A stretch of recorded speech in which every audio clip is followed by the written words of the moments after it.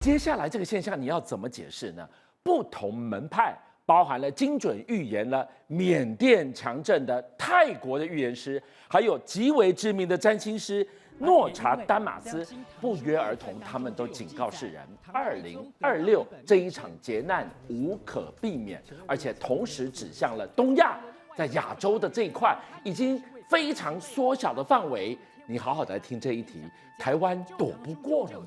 好，俊相哥，确实，马上现在已经来到年底，明年会怎么样，大家都很关注吧，对不对？但是现在很多预言都指向明年会是一个动荡的一年，尤其在东亚这边，谁最有可能出事情？现在看起来可能是中国哦。为什么这么说？来看到这边，最近有一个中共政治局的委员马兴瑞，他这几个月突然行踪成谜，不见了。那为什么要讲他呢？其实你要知道，他是在2022年20大，习近平一手把他带进中共政治局的一个人，所以表示说又一个习近平的亲信不见了耶。所以大家回过头去看推背图，推背图就写到说，有一军人申代公直言我是白头翁。大家说啊，这个就像跟哇在啦，白头翁嘛，那是不是就是习近平有白又有翁下面的羽毛嘛，对不对？那但是问题是，这个习近平他是军人吗？不是，所以大家想说，不是这样解的，不是这样在讲习近平啊。这个字要这样看，白头翁表示你翁好，上面不是公是白的话。这个字上面一个白，下面一个雨，这个字怎么念？不会念，对不对？所以它就是一个在比喻的一个状况。表示说这个字它是习倒过来，比方说这个军人我反习，我反对习近平，甚至我把他原本上面的羽毛通通都给拔了下来。所以你看马兴瑞是不是习近平的羽毛？是嘛，对不对？而且在今年10月份还有谁被拔掉？包含像是这个何卫东，包含像是其他的这个主要左膀右臂，通通都被拔掉。所以现在看起来习近平的羽毛一个一个被拔掉。那大家说，推背图讲的是真的假的嘛？我们回头来看，2022年对应到推背图第42项，讲说美人自西来，朝中日渐安。那个美人是谁？刚好对应到裴洛西嘛，美国人从西边来，对不对？而且讲说长弓在地，围而不围。那个时候台湾很危险的那个时候哦。对，围台军演的，对不对？感觉要打又不打，围而不围。那当然，除了我们看到东方的推背图之外，来看到西方。16世纪法国占星师诺查丹马斯，其实他之前就写过一本书，叫做《预言集》，里头用很多的诗歌来预言未来会发生的事情。已经预言中了哪些？包含911事件，包含戴安娜王妃身亡的这事件。那他对2026年的预言怎么说呢？来，江哥仔细看哦。他说，庞大的风群会出动，夜晚展开伏击，长达7个月的激烈战争，无数人因为邪恶而丧生。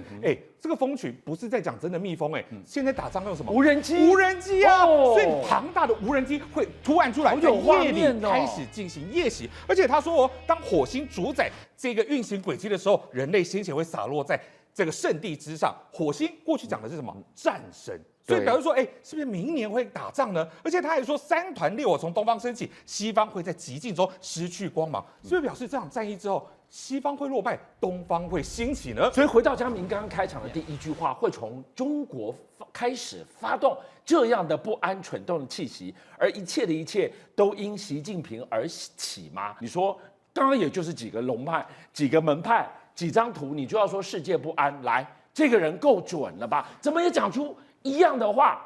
好，大家在讲说，那个好久以前，15世纪很久之前，对不对？来，我们来看到这个泰国的 Play 师傅，近期嘛，对不对？他在最近他就上节目，他讲说明年2020年上半年提醒泰国民众，你要出去玩，有几个地方你也卡注意了，但是他不敢讲明，他说这3个地方是 HJT，乍听之下听不懂，泰国人喜欢去哪些地方 ？H 是哪里？Hong Kong 香港 ，T 是哪里？台湾，你都标出来了。J 是哪里 ？Japan 日本。那你看这几个地方跟中国是不是都有关系呢？你圈的不要涂掉，这2个现在已经是非常的整个火药库都在这里了。香港也会出事吗？更不要讲这一位预言师，他预言中了缅甸强震垮掉的那栋曼谷的大楼余悸犹存。听说他后来又命中了一件事，让整个泰国人头皮为之发麻。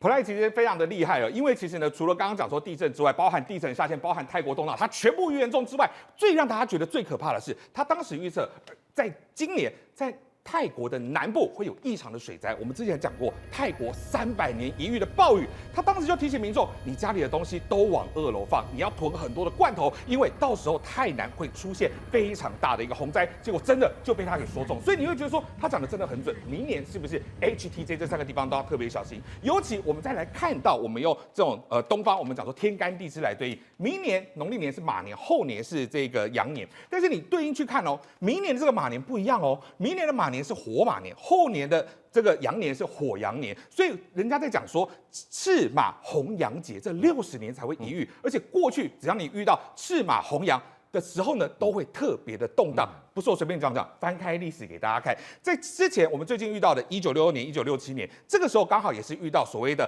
这一个赤马红羊年。那个时候遇到什么文化大革命，够动荡了吧？对。再来看到再近期一点，包含上次再往前推一点，包含我们国父孙中山先生，他之前就在他的诗作里面特别写下了一句话，叫做“万象阴霾扫不开，红阳节日相催”。红阳节运日相催，比方说他那个时候就看到说，清朝那个时候啊，已经动不稳了啦，所以这个时候有可能会是动荡的时候。对，所以你看哦，刚好就是在这个时候，黄花岗起义、慈禧跟光绪驾崩，就是一个世代的一个改变。所以现在看起来，赤马红羊节我们马上要遇到，到底是我们在东亚会有一场大战，还是其实在讲我们回过头去看中国那边也会发生朝代的一些变动，可能都是明年要来关注的重点。哇，嘉明讲到这个地方，大家听完有没有觉得不寒而栗？不管你哪一个门派，居然不约而同的预言出这件事：2026东亚要出大事。老师来告诉我们，讲到了神预言，强中强，人中之龙，当非他莫属了。刘伯温呐，要讲预言，要看2个东西，一个推背图，一个烧饼歌。烧饼歌，3分天下诸葛亮，一统江山刘伯温。我跟你讲，我是刘伯温的信徒，头号信徒。对，好，简单讲，刘伯温的烧饼歌怎么来的？有一天，朱元璋在吃烧饼，说刘伯温来了，他咬了一口就放到碗里面，然后刘伯温来，他问说碗里面装什么？把它盖着，什么都看不到哦，什么都看不到。刘伯温说：“疑是日兮，疑是月，曾被金龙咬一口。”咬一口的形状已经出来了。你吃了咬了一口的烧饼，是这个朱元璋想傻住了，就来坐下，我们谈未来的运势。因为他说的太准了，一谈旁边记了1912个字，成烧饼歌，未来世界的预言全部在里面。我觉得真正最厉害，我最佩服的是朱元璋问他说，究竟明朝可以多少年？国祚可以，他给了4个字欲顺而止。朱元璋一听，这是欲顺而止，居然找人家来研究欲顺而止什么意思？最后研究出来，你知道多少？308年。明朝有308年，为什么？300是8哦，308年是错，不是？当然不是。你知道明朝灭在谁手里边？甲申之变。灭在李自成，对，李自成号称什么？大顺，好，大顺，还有张献忠在成都称帝，叫什么？大顺，最后过山海关，把整个中国大陆夷平的，也是哪一个顺？顺治帝。哎呀，所以太准了，太准了。他讲的是名字，不是让你解年份，不是解年份，所以太准了。最后我要跟大家讲。刘伯温烧饼歌预言这么厉害，那马老师跟2026有什么关系呢？后来朱元璋除了烧饼歌之后，后来又出现2个，当然你如果去问 AI 说可能是假的，但一个就是民国16年，这个挖南京金陵塔，一挖出来一个朱元璋金陵塔碑，你知道金陵塔碑上写什么？写什么？金陵塔。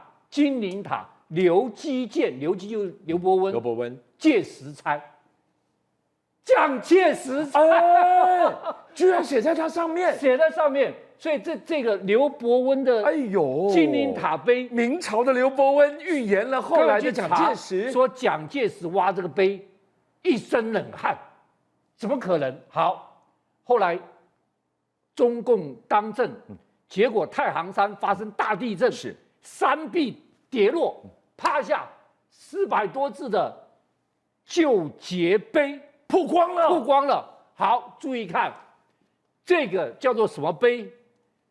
救劫啊！哦，劫难的劫天下劫难是救劫碑，大家看400多字，都写什么？都写世界毁灭。天干地燥，天灾不断，战争不断。2026年是不祥之年。川普今天举行了就任以来第一次的全国演说，全世界等着看看他说什么。重复3件事：美国优先，产业回来，通膨压下去。特别花了很大篇幅提到了半导体制造业这一块一块都拉回本土了。您听清楚了吗？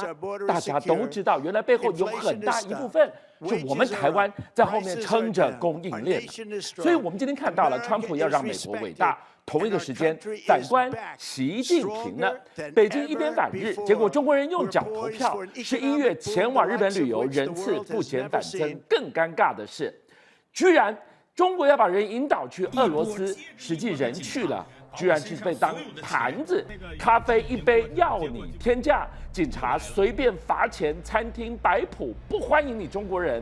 一边是用政策改善人民生活，一边有命令去对抗人性。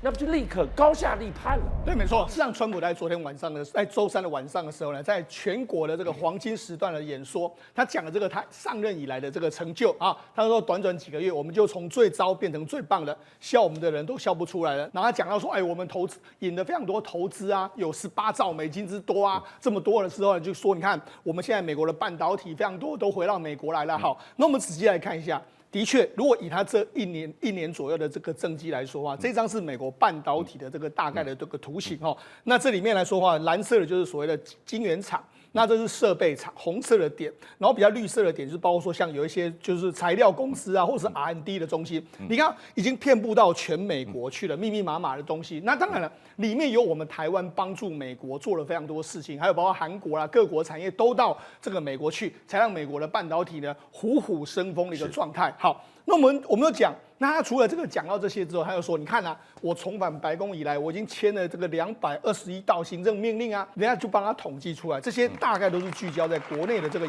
事务，尤其是以社会的这个事务为主。好，那我们讲除了在国内的这个事务之外呢，我们按照美国海关跟边境保护局呢在15号说的，他说从2005年的1月20号到现在12月25号为止来说，美国的海关已经征了超过2000亿美金左右的这个关税。那当然，因为这个部分还有这个最高法院的判决，或许未来关税不会再进行。但是无论如何，假设关税能进行的时候，川普也说，我在明年会发所谓关税红包，或者还有减税。所以你看起来的话，他把他对美国的这个约莫1年左右的这个政绩，完全是梳理了一番呢。不管你喜不喜欢川普，他用政策去改善美国人的生活。他说要让美国再度伟大。那习近平呢？对，我们知道，事实上，我们相对于这个川普呢，一直用政策。那习近平呢，他就是用嘴巴说嘛，对不对？尤其是说，我们知道周是最近一段时间，从11月初呢，中日不是关系开始变恶劣吗？变恶劣之后呢，他其实中国就说，我们不准呢，或者不希望呢，中国民众呢到日本去旅游。好。不过我们看了一下实际的数字，这是日本观光局公布今年的这个1月到11月，一共有大约莫是3907万的外国人访问这个日本。好，那尤其是在中日起冲突的11月，这个11月已经有完整的数据出来了吧？他们就说来自中国的这个旅客约莫有56.2万人左右。那这个呢，现在是中日紧张的局势啊。那这个中国，你看从上到下都说麦克，结果没想到这个数字呢，还比去年的54.6万还要多。也就是说，即使有中日紧张，大家还是这样去日本玩，不管你的这个行政命令。好，那我们就讲，事实上当然。这个中国都无所不用其极，鼓励你不要去日本玩嘛，好，所以央视网就报道什么？他说我跟大家讲啊，现在俄罗斯已经变成是中国旅客的这个新宠了，这样一个状况。后来人家就说，对啊，我宁可去日本，我也不要去俄罗斯。为什么？网络上的讲法跟政府要强推俄罗斯去旅游这件事，完全是不一样的这个局面。好，我们现在就想到去俄罗斯旅游，想到了下雪、红场那个童话般的那个场面。应该是非常有收获的吧？没错，当然啦，我觉得以这个外观的这个，包括说他们的历史文化或者什么，当然很棒。可问题是，旅游不是只有这样。譬如说很简单，我们说这是中国民众的实际经验哦。他说他下了这个飞机，下了飞机之后，就像我跟你讲，因为俄罗斯因为现在是战争期间，所以他很多地方的手机是被屏蔽的，所以他等于是说，他说他下了飞机，没想到24小时之内完全收不到任何的这个讯号，那多可怕！对，就没办法跟他们俄罗斯当地的这个手机业者接关。那不止接不上去哦，你看哦，他现在人已经来到了这个红场，这是俄罗斯的红场哦，对，就没想到他现在定位人还在机场。那为什么在机场？我跟他讲，这很简单，因为红场周边是俄罗斯的重要地带，全部网络都被屏蔽了。你在那边没有任何讯号，因为这个普丁也怕他有什么事情嘛，结果没想到，我人居然还在机场，这样完全没有讯号，时空对，完全没有讯号。中国人民心里怎么想的？是不是我就中日友好、铁杆兄弟？所以我们到了红场，到了莫斯科，应该是宾至如归吧？当然是宾至如归，他们把你当成是个大ATM 来对待。为什么这样？我跟他讲很简单，你看，譬如说红场大家看到哇，那个红场的建筑物，那个洋葱型的这个教堂，大家觉得太赞了，很漂亮，对不对？整个这样氛围好。不过你坐在旁边，想说，我在红场旁边，看着红场喝一杯拿铁的话，居然要80块人民币，哇，折合新台币是350块。你减肥呀，你搞动攀啊？我觉得没办法，因为为什么？因为俄罗斯现在呢，他们很多民生物资拿不到，所以的确俄罗斯的物价是蛮贵的哦。好，再来。他们有去了一个所谓苏维埃这个装修风的这个网红餐厅，然后进去里面来说的话，哇，这个当然很棒啊！你看这种俄罗斯那时候苏联时期的这个风格，当然是看起来很有艺术气息。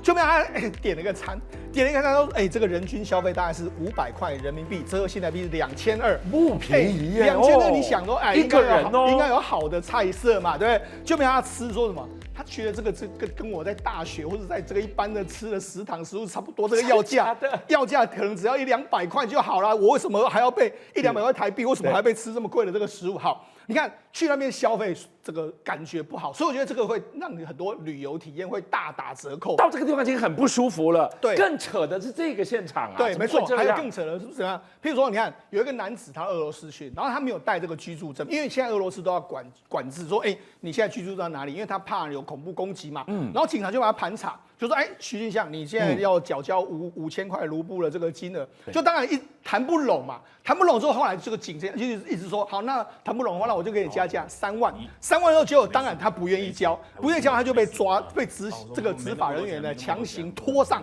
他说包有铁丝网包覆的囚车，把他装上去了。等一下，你是政府的执法人员，你可以跟土匪一样，把他抓走。好，抓走之后呢，他就把你关到这个警局里面。因为我就讲嘛，好了，后来这个人就说，好了，我愿意付了，那看多少嘛。后来你看，从5000然后到3万，后来谈到8000。然后就 deal 就走人这样一个状况，那当然还有很多被宰，包括说开车被宰的啦，或者说你到那个地方去，你要去吃饭，人家还骂你，所以说这种旅游体验，你有不去也罢。对啊，所以我说你看官方一直说，俄罗斯好玩，可是如果你实际体验过了，你也知道说，其实日本比俄罗斯好玩太多了。57报新闻的所有好朋友，俊相又来了，谢谢大家，是你们的订阅数加持了我们，让我们在4月6号中午过后破100万了，多不容易！你知道每一天晚上9点到11点，他在播的时候，我要盯着直播人数升还是跌，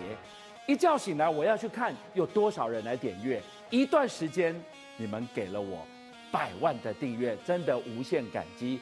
最后我要跟大家瞪眼看，再一次谢谢你们大家，同时请介绍更多好朋友来支持57报新闻，俊相还有优秀的57报新闻团队会继续为大家每一天挖真相。Come on, come on, come on.